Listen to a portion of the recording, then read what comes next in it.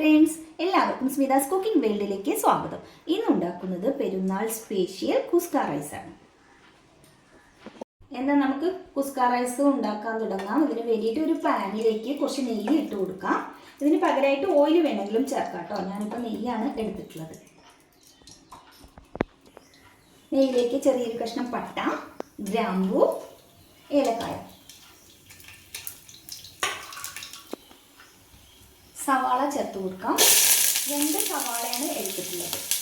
വലിയ 2 സവാള കനം കുറച്ച് നീളത്തിൽ അരിഞ്ഞു കൊടുക്കാം. 2 പച്ചമുളക് അരിഞ്ഞിട്ട് വഴറ്റി കൊടുക്കാം.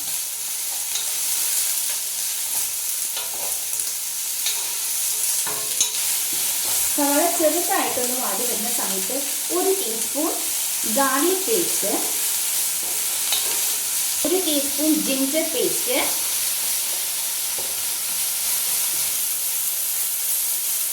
വലിയ ഒരു തക്കാളി അരിഞ്ഞത്,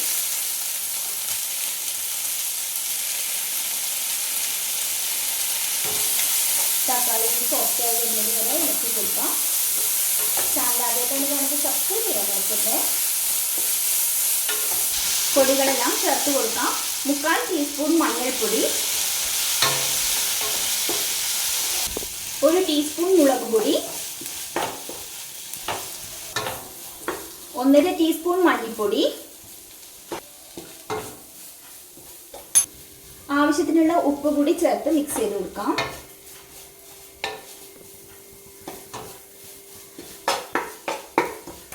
അരി ചേർത്ത് കൊടുക്കാം. ഈ ഒരു ഗ്ലാസ്സിന് 2 ഗ്ലാസ് റൈസാണ് എടുത്തിട്ടുള്ളത്. ബിരിയാണി റൈസാണ് എടുത്തിട്ടുള്ളത്. ബിരിയാണി റൈസ് തന്നെ പലതരത്തിലുണ്ട്. ഏത് റൈസ് വേണമെങ്കിലും എടുക്കാം കേട്ടോ. കഴുകി വൃത്തിയാക്കി വെച്ചതാണ്. ഒരു 2 മിനിറ്റ് സമയം ഇളക്കി കൊടുക്കാം. വെള്ളം ചേർത്ത് കൊടുക്കാം. അരി എടുക്കാം. അതേ ഗ്ലാസ്സിന് തന്നെ നമ്മൾ അരിയുടെ ഇരട്ടി അളവിൽ വേണം വെള്ളം എടുക്കാം. 1 ഗ്ലാസ് അരിയാണെങ്കിൽ 2 ഗ്ലാസ് വെള്ളം. ഞാൻ 2 ഗ്ലാസ് റൈസാണ് എടുത്തിട്ടുള്ളത്. അപ്പോൾ 4 ഗ്ലാസ് വെള്ളം എടുത്തിട്ടുണ്ട്.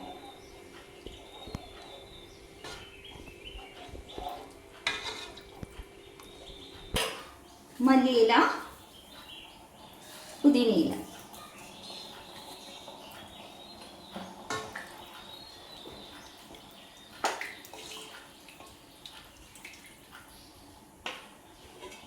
അടച്ചു വെക്കാം.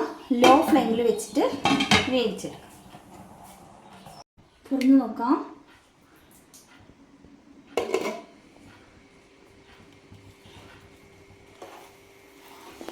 വെള്ളമെല്ലാം വറ്റി റൈസെല്ലാം നല്ല പാകത്തിന് വെന്താണ് ഇരിക്കുന്നത്. 1/2 ടീസ്പൂൺ ഗരം മസാല ചേർക്കാം. 1 ടേബിൾ സ്പൂൺ ലെമൺ ജ്യൂസ്,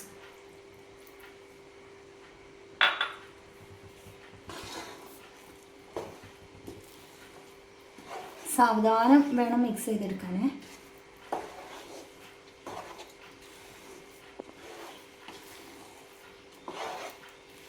ഇനി ഇത് അടച്ച് വെക്കാനൊന്നും പാടില്ല.